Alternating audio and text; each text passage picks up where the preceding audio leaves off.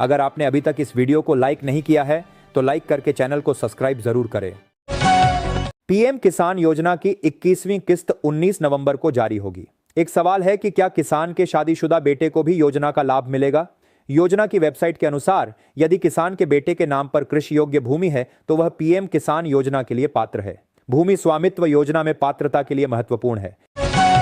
अंबेडकर नगर में धान कटाई के बाद पराली जलाने के मामले बढ़े हैं। 14 किसानों पर 70,000 का जुर्माना लगा, जिसमें से 15,000 वसूले गए। पिछले साल 128 मामले दर्ज हुए थे। जागरूकता अभियानों के बावजूद पराली जलाने के मामले नहीं थम रहे। कृषि निदेशक ने किसानों से पराली न जलाने और गौशाला भेजने की अपील की है ताकि पर्यावरण और भूमि को बचाया जा सके। मुख्यमंत्री आवास योजना के तहत महाराजगंज जिले में 151 लाभार्थियों को पहली किस्त के रूप में 40,000 रुपए भेजे गए हैं। यह राशि पक्का मकान बनाने के लिए दी जा रही है। तकनीकी कारणों से 7 लाभार्थियों को भुगतान नहीं हो पाया है, जिसे जल्द ठीक किया जाएगा। योजना का उद्देश्य गरीब परिवारों को सुरक्षित आवास प्रदान करना है, जिसके तहत कुल 1,20,000 रुपए दिए जाते हैं। पीएम किसान सम्मान निधि योजना के लाभार्थियों के लिए अच्छी खबर है। किसानों को जल्द ही 2,000 रुपए की 21वीं किश्त मिलेगी। सरकार किसानों को आर्थिक मदद के रूप में हर साल 6,000 रुपए देगी। रुपये देती है, जो 2,000 रुपए की 3 किश्तों में सीधे उनके खातों में भेजी जाती है। किसानों को अगली किश्त का इंतजार है। दिल्ली सरकार ने एमसीडी द्वारा सील की गई संपत्तियों को बिजली कनेक्शन देने का आदेश जारी किया है। पहले अवैध निर्माण के कारण कनेक्शन नहीं दिए जाते थे, जिससे लोगों को परेशानी होती थी और बिजली चोरी बढ़ती थी। मुख्यमंत्री के अनुसार इस निर्णय से 1,25,000 से अधिक उपभोक्ताओं को लाभ होगा और बिजली चोरी पर रोक लगेगी। हेल्पलाइन स्थापित की जाएगी और समन्वय बढ़ाया जाएगा। अमेरिका में ट्रंप प्रशासन की वीजा नीतियों के कारण विदेशी छात्रों के दाखिले में कमी आई है। इंस्टीट्यूट ऑफ इंटरनेशनल एजुकेशन के सर्वे में अंतर्राष्ट्रीय छात्रों के दाखिले में 10% की कमी आई है। गिरावट दर्ज की गई है। शिकागो की डेपा यूनिवर्सिटी में सबसे ज्यादा गिरावट आई है। ट्रंप प्रशासन विदेशी छात्रों पर निर्भरता कम करना चाहता है, जिसका असर कॉलेजों के बजट पर पड़ रहा है। वीजा जांच में सख्ती के कारण भारतीय छात्र प्रभावित हुए हैं। संभल जिले में किसान सम्मान निधि योजना के तहत 2,14,000 किसानों ने अभी तक फार्मर आईडी नहीं बनवाई है, जिसके बिना अगली किस्त से वंचित हो सकते हैं। सरकार ने फार्मर आईडी को अनिवार्य कर दिया है, जो न केवल सम्मान निधि बल्कि अन्य कृषि योजनाओं के लिए भी जरूरी है। कृषि विभाग जागरूकता अभियान चला रहा है और किसानों को जल्द से जल्द आईडी बनवाने की सलाह दी जा रही है। पंजाब सरकार ने आवारा पशुओं की दशकों पुरानी समस्या को हल करने के लिए एक राज्य स्तरीय कार्य योजना शुरू की है। मुख्यमंत्री भगवंत मान ने इस समस्या के समाधान के लिए ठोस कदम उठाए हैं। पीड़ितों को वित्तीय सहायता प्रदान की जा रही है और गौशालाओं में आवारा पशुओं को आश्रय दिया जा रहा है। सरकार ने हेल्पलाइन नंबर भी जारी किया है, जिस पर लोग आवारा पशुओं के हमले की शिकायत दर्ज करा सकते हैं। झारखंड में बिजली उत्पादन और बिक्री में अनियमितताओं का मामला सामने आया है, जिससे सरकार को भारी नुकसान हुआ है। हाई कोर्ट ने इस मामले पर स्वतः संज्ञान लेते हुए संबंधित कंपनियों से जवाब मांगा है। आरोप है कि गड़बड़ी के कारण सरकार को करोड़ों का नुकसान हुआ है। पीएम मोदी ने एक कार्यक्रम में लालू प्रसाद यादव के शासनकाल में बिहार की स्थिति पर दुख जताया। उन्होंने कहा कि लालू यादव चाहते तो बिहार के लिए बहुत कुछ कर सकते थे, लेकिन उन्होंने जंगल राज को प्राथमिकता दी। पीएम मोदी ने बिहार में एनडीए की जीत का जिक्र करते हुए कहा कि हमें भावनात्मक मोड में रहना है। उन्होंने 1991 के लोकसभा चुनावों को भी याद किया। मुख्य न्यायाधीश बीआर गवई ने कहा कि न्यायिक सक्रियता को न्यायिक दुस्साहस या आतंकवाद में नहीं बदलना चाहिए। उन्होंने यह बात जस्टिस एफ.आई. रेबेलो की पुस्तक विमोचन कार्यक्रम में कही। सीजेआई ने कहा कि विधायिका या कार्यपालिका के विफल रहने पर अदालतों को हस्तक्षेप करना चाहिए, लेकिन न्यायिक सक्रियता की एक सीमा होनी चाहिए। उन्होंने न्यायपालिका के समक्ष चुनौतियों का भी उल्लेख किया। 29 वर्षीय धीरेन्द्र कृष्ण शास्त्री ने अपनी सादगी और देसी अंदाज से लाखों लोगों को अपना दीवाना बना लिया है। सनातन हिंदू एकता पदयात्रा के आह्वान पर हजारों लोग सड़कों पर उतर आए। उनका ठेठ देसी भाषा में बातचीत करने का अंदाज, विनम्रता और भावुकता लोगों को प्रभावित करती है। अनुयायी उन्हें परिवार का सदस्य मानते हैं और उनमें अटूट आस्था रखते हैं। सिवान जिले में आवारा पशुओं और नीलगायों से परेशान किसानों के लिए खुशखबरी है। अब वे अपनी फसलों को हाईटेक बायोएकास्टिक मशीन लगाकर बचा सकते हैं। सरकार इस मशीन को लगाने के लिए किसानों को 30 से 35 हजार रुपए तक का अनुदान देगी। इच्छुक किसान ऑनलाइन आवेदन कर सकते हैं। यह मशीन फसलों को आवारा पशुओं से बचाने में मददगार साबित होगी। बागपत में चीनी मिलों पर किसानों का 328 करोड़ रुपए का गन्ना भुगतान बकाया है, जिसके कारण किसानों को आर्थिक संकट का सामना करना पड़ रहा है। गन्ना विभाग ने मिल प्रबंधन को नोटिस जारी किए हैं और बकाया भुगतान कराने के प्रयास किए जा रहे हैं। किसान दिवस पर भुगतान न होने पर किसानों ने हंगामा भी किया था। मुख्यमंत्री नीतीश कुमार की अंतिम कैबिनेट बैठक में मंत्रियों ने तालियों से उनका स्वागत किया। मुख्यमंत्री ने एनडीए की जीत के लिए सभी को धन्यवाद दिया। मंत्रियों ने मुख्यमंत्री के नेतृत्व की सराहना की। बैठक में मुख्यमंत्री ने राज्यपाल को विधानसभा भंग करने का पत्र सौंपने का निर्णय लिया। इसके बाद वे राजभवन गए और फिर एनडीए नेताओं से मिले। शहरी और ग्रामीण क्षेत्र के बिजली उपभोक्ताओं के लिए बड़ी राहत भरी खबर है। पहली बार शासन ने ब्याज दर के साथ मूलधन में भी छूट दी है। 1 दिसंबर से लागू पहले चरण के लिए शुरू होने वाली इस योजना में बकाया पर 100% ब्याज दर की छूट के साथ ही मूलधन में भी 25% छूट मिलेगी। श्रावस्ती में किसानों को फार्मर रजिस्ट्री बनवाने की सलाह दी गई है, जो उनकी डिजिटल पहचान है। इससे सरकारी योजनाओं का लाभ बिना सत्यापन के मिलेगा। इसके लिए ग्राम पंचायत स्तर पर कैंप लगाए जा रहे हैं। रजिस्ट्री बनवाने के लिए आधार कार्ड, बैंक पासबुक और खतौनी जैसे दस्तावेज जरूरी हैं। फार्मर रजिस्ट्री से किसानों को फसल बीमा और न्यूनतम समर्थन मूल्य पर बिक्री में सुविधा होगी। केंद्रीय गृह मंत्री अमित शाह ने हरियाणा के फरीदाबाद में उत्तरी क्षेत्रीय परिषद की बैठक की अध्यक्षता की। उन्होंने आतंकवाद को खत्म करने की प्रतिबद्धता दोहराई और क्षेत्रीय परिषदों के महत्व पर प्रकाश डाला। शाह ने महिलाओं और बच्चों की सुरक्षा पर जोर दिया और सहकारिता से समृद्धि के विजन को आगे बढ़ाने की बात कही। उन्होंने राज्यों से जल प्रबंधन में सहयोग करने और मिलेट्स को बढ़ावा देने का आग्रह किया। राजद की एक महत्वपूर्ण बैठक में तेजस्वी यादव के इनकार के बाद सन्नाटा पसर गया। स्थिति को संभालने के लिए लालू प्रसाद यादव को हस्तक्षेप करना पड़ा। तेजस्वी के इनकार के बाद बैठक में असहज स्थिति बन गई थी। लालू प्रसाद के हस्तक्षेप ने बैठक को पटरी पर लाने में मदद की, जो आगामी रणनीतियों पर चर्चा के लिए महत्वपूर्ण थी। सब्जियों के दाम बढ़ने से आम आदमी की रसोई का बजट बिगड़ गया है। टमाटर 60 रुपये प्रति किलो तक पहुंच गया है और पालक के दाम आसमान छू रहे हैं। अन्य सब्जियों के दामों में भी वृद्धि हुई है, जिससे लोगों को काफी दिक्कतों का सामना करना पड़ रहा है। कानपुर में मतदाता सूची को शुद्ध करने के लिए एसआईआर अभियान चलाया जा रहा है। बीएलओ ने 35 लाख से अधिक घरों में गणना पत्र वितरित किए। 12,000 से अधिक मतदाताओं के नाम हटाने की सिफारिश की गई, जिनमें मृत, स्थानांतरित और डुप्लीकेट मतदाता शामिल हैं। प्रशासन का लक्ष्य त्रुटि रहित मतदाता सूची बनाना है, ताकि कोई भी पात्र मतदाता मतदान से वंचित न रहे। बिजनौर के हैदरपुर वेटलैंड में राक बंटिंग नामक एक नई चिड़िया की प्रजाति देखी गई है, जिससे यहां पक्षियों की कुल प्रजातियां 334 हो गई हैं। आमतौर पर यह चिड़िया पहाड़ों में पाई जाती है, इसलिए इसका मैदान में दिखना आश्चर्यजनक है। बर्ड वॉचरों द्वारा की गई पहचान और गणना से वेटलैंड में पक्षियों की संख्या में वृद्धि हो रही है। विदेशी पक्षियों की संख्या देशी पक्षियों से अधिक है। भोजपुरी गायक खेसारी लाल यादव को हराने के बाद चर्चा में आई छोटी कुमारी ने मुख्यमंत्री नीतीश कुमार से मुलाकात की और छपरा के विकास के लिए कई मांगे रखीं। उन्होंने सड़क, बिजली और पानी जैसी बुनियादी सुविधाओं को बेहतर बनाने का आग्रह किया, जिसके जवाब में मुख्यमंत्री ने हर संभव मदद का आश्वासन दिया। दिल्ली विस्फोट कांड में डॉक्टर शाहीन और डॉक्टर परवेज के लखनऊ कनेक्शन की जांच हो रही है। एटीएस और अन्य एजेंसियां उन 7 से 8 लोगों की तलाश कर रही हैं, जिनसे वे नियमित संपर्क में थे। मोबाइल रिकॉर्ड से पता चला है कि कुछ संदिग्धों ने नंबर बदल लिए हैं। एजेंसियां डिजिटल सबूत जुटा रही हैं और एलआईयू की मदद ले रही हैं, ताकि दिल्ली विस्फोट मामले की कड़ियों को जोड़ा जा सके। वाणिज्य मंत्रालय के अनुसार अक्टूबर में भारत के निर्यात में गिरावट और आयात में वृद्धि हुई है। निर्यात 11.8% घटकर 34.38 अरब डॉलर रहा, जबकि आयात 16.63% बढ़कर 76.06 अरब डॉलर हो गया। अमेरिका सबसे बड़ा निर्यात गंतव्य और चीन सबसे बड़ा आयात स्रोत बना हुआ है। व्यापार घाटा बढ़कर 41.68 अरब डॉलर हो गया है। पेट्रोलियम का आयात सबसे अधिक रहा। बिहार विद्यालय परीक्षा समिति ने बीबोस 10वीं और 12वीं परीक्षा 2025 का कार्यक्रम जारी कर दिया है। 12वीं की सैद्धांतिक परीक्षा 9 दिसंबर से और 10वीं की 15 दिसंबर से शुरू होगी।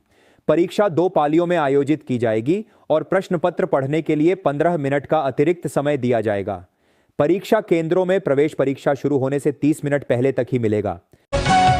मध्य प्रदेश में शासकीय योजनाओं के क्रियान्वयन में जिलों की रुचि कम होने से ग्वालियर सहित 5 जिले पिछड़ गए हैं।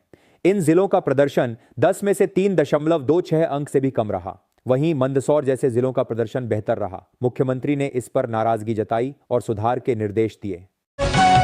कानपुर सेंट्रल स्टेशन से होकर जाने वाली कई ट्रेनें कोहरे के कारण 1 दिसंबर से अगले वर्ष फरवरी तक बंद रहेंगी।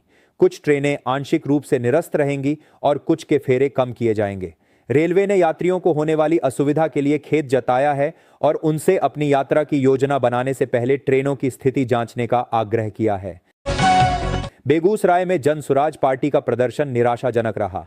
पीके की पार्टी के ज्यादातर उम्मीदवारों की जमानत जब्त हो गई, जिससे पार्टी की रणनीति पर सवाल उठ रहे हैं। विश्लेषकों का मानना है कि जनसुराज को बिहार की राजनीति में जगह बनाने के लिए कड़ी मेहनत करनी होगी और मतदाताओं का विश्वास जीतना होगा। झारखंड हाईकोर्ट ने प्रशिक्षित विशेष सहायक शिक्षकों की नियुक्ति मामले में अहम फैसला सुनाया है। कोर्ट ने विशेष शिक्षकों के 3,451 पदों पर नियुक्ति की अनुमति दी है, जबकि अन्य शिक्षकों की नियुक्ति पर रोक बरकरार रखी है। अदालत ने कर्मचारी चयन आयोग को मार्च 2026 तक नियुक्ति प्रक्रिया पूरी करने का निर्देश दिया है। शराब उपभोक्ता अब राज्य में किसी भी शराब की दुकान से खरीदी जाने वाली शराब असली है या नकली, इसकी जानकारी मोबाइल एप्लीकेशन से हासिल कर सकेंगे। साथ ही शराब की अधिकतम कीमत, डिस्टिलरी, तीव्रता और संबंधित दुकान की भी जानकारी इस ऐप के माध्यम से मिल सकेगी।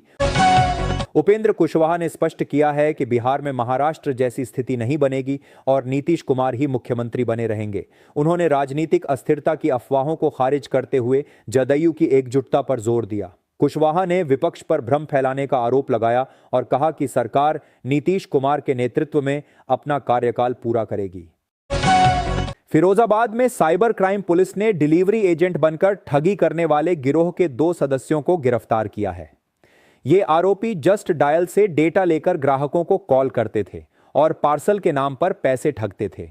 पुलिस ने इनके पास से मोबाइल फोन बरामद किए हैं। पूछताछ में पता चला कि ये 2 साल से ठगी कर रहे थे और 1,500 से अधिक लोगों को शिकार बना चुके हैं। दिल्ली के लाल किले के पास 10 नवंबर को हुए विस्फोट में 2 और घायलों की मौत हो गई है। एलएनजेपी अस्पताल में इलाज के दौरान लुकमान और विनय पाठक ने दम तोड़ दिया। इस घटना में अब तक 15 लोगों की जान जा चुकी है। दिल्ली पुलिस मामले की जांच कर रही है और मृतकों का पोस्टमार्टम कराया जाएगा। झारखंड में ठंड बढ़ने के साथ ही मौसम विभाग ने 7 जिलों में शीतलहर का अलर्ट जारी किया है। गुमला में सबसे कम तापमान 6.6 डिग्री सेल्सियस दर्ज किया गया। उत्तर पश्चिमी हवाओं के कारण तापमान में गिरावट आई है। हालांकि पूर्वी हवाओं के चलते मंगलवार से तापमान में कुछ राहत मिलने की उम्मीद है। अगले 3 दिनों में तापमान में वृद्धि होने की संभावना है। घाटशिला उपचुनाव में झामुमो की जीत के बाद पूर्वी सिंहभूम जिले से हेमंत कैबिनेट में मंत्री पद के लिए चर्चा तेज हो गई है। दिवंगत मंत्री रामदास सोरेन के निधन से खाली हुए पद के लिए बहरागोड़ा के समीर मोहंती, घाटशिला के सोमेश चंद्र सोरेन और पोटका के संजीव सरदार के नामों पर विचार किया जा रहा है। समीर मोहंती का नाम सबसे आगे है क्योंकि उनके मंत्री बनने से बंगाल और ओडिशा में पार्टी की पकड़ मजबूत हो सकती है। मुख्यमंत्री नीतीश कुमार ने राज्यपाल को 17वीं विधानसभा भंग करने का प्रस्ताव सौंपा, जिसे राज्यपाल ने स्वीकार कर लिया। नई सरकार का शपथ ग्रहण 20 नवंबर को होगा। राज्यपाल ने नीतीश कुमार के इस्तीफे और विधानसभा भंग करने के प्रस्ताव को स्वीकार किया। शपथ ग्रहण समारोह 20 नवंबर को होगा। फार्मर आईडी न बनाने वाले 2,14,000 किसान सम्मान निधि की 6,000 रुपए किस्त से वंचित हो सकते हैं। संभल जिले में केवल 1,25,000 ने ही आईडी बनवाई। कृषि विभाग ने चेताया, बिना आईडी अगले भुगतान रोक दिए जाएंगे। किसान जल्द करें रजिस्ट्रेशन। भारत और अमेरिका के बीच व्यापार समझौते को लेकर सकारात्मक संकेत मिले हैं। वाणिज्य सचिव राजेश अग्रवाल ने कहा कि दोनों देश एक ऐसे समझौते के करीब हैं जो पारस्परिक लाभ और तेल शुल्क जैसे मुद्दों का समाधान करेगा। इस समझौते का लक्ष्य द्विपक्षीय व्यापार को 2030 तक $500 अरब तक बढ़ाना है। मुख्यमंत्री योगी आदित्यनाथ ने गोरखपुर में यूपीएसएसएफ की द्वितीय वाहिनी के निर्माण का निरीक्षण किया। उन्होंने अधिकारियों को गुणवत्ता बनाए रखने और अक्टूबर 2026 से पहले काम पूरा करने के निर्देश दिए। 343 करोड़ रुपए की लागत से 50 हेक्टेयर में एसएसएफ बटालियन का निर्माण हो रहा है, जिसमें आधुनिक सुविधाएं होंगी। सरकार भवन तक अप्रोच मार्ग भी बनवा रही है। मनरेगा योजना में पारदर्शिता लाने के लिए गोंडा के बेलसर में जॉब कार्ड धारकों का ई-केवाईसी अनिवार्य कर दिया गया है। 48 ग्राम पंचायतों में श्रमिकों को यह प्रक्रिया समय पर पूरी करने के निर्देश दिए गए हैं। ऐसा न करने पर उन्हें रोजगार नहीं मिलेगा। अधिकारियों का कहना है कि इसका उद्देश्य श्रमिकों की सही पहचान सुनिश्चित करना और फर्जी भुगतान रोकना है। अभी तक केवल 800 श्रमिकों की ई-केवाईसी हुई है।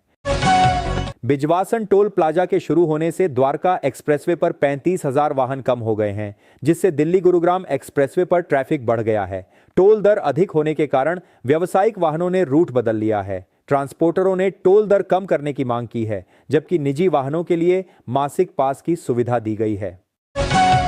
जम्मू रेलवे स्टेशन पर सुरक्षा बढ़ा दी गई है, क्योंकि आतंकवादियों द्वारा हमले की योजना बनाने की आशंका है। पुंछ पुलिस ने आतंकवादियों की सूचना देने वाले को इनाम देने की घोषणा की है। स्टेशन पर यात्रियों की गहन जांच की जा रही है और लोगों से संदिग्ध गतिविधियों की सूचना देने का आग्रह किया गया है। फिरोजपुर जिले में धान की पराली जलाने के मामलों में इस बार कमी आई है। जिला प्रशासन और पुलिस की सख्ती के चलते पिछले साल के मुकाबले लगभग आधे मामले सामने आए हैं। इस बार 543 मामले रिपोर्ट हुए हैं, जबकि पिछले वर्ष 1059 मामले थे। पुलिस ने 41 आरोपितों पर केस दर्ज किए हैं। डिप्टी कमिश्नर ने बताया कि प्रशासन की निगरानी और किसानों की जागरूकता से यह कमी आई है। दिल्ली की 30 हजारी कोर्ट ने कांग्रेस अध्यक्ष मल्लिकार्जुन खड़गे के खिलाफ एक आपराधिक याचिका खारिज कर दी है। आरएसएस सदस्य रविंद्र गुप्ता ने यह याचिका दायर की थी, जिसमें खड़गे पर पीएम मोदी के खिलाफ आपत्तिजनक बयान देने का आरोप लगाया गया था। कोर्ट ने कहा कि खड़गे का बयान किसी समुदाय को लक्ष्य बनाकर नहीं दिया था और यह महज राजनीतिक मतभेदों पर आधारित था। मानहानि का मामला भी नहीं बनता। समस्तीपुर जिले में जन सुराज पार्टी का प्रदर्शन निराशाजनक रहा, जहां किसी भी उम्मीदवार की जमानत नहीं बची। कल्याणपुर में सबसे अधिक 16,574 वोट मिले, जबकि मोरवा में सबसे कम 4,131 वोट प्राप्त हुए। पार्टी को जिले में मतदाताओं का समर्थन हासिल करने के लिए और अधिक प्रयास करने की आवश्यकता है।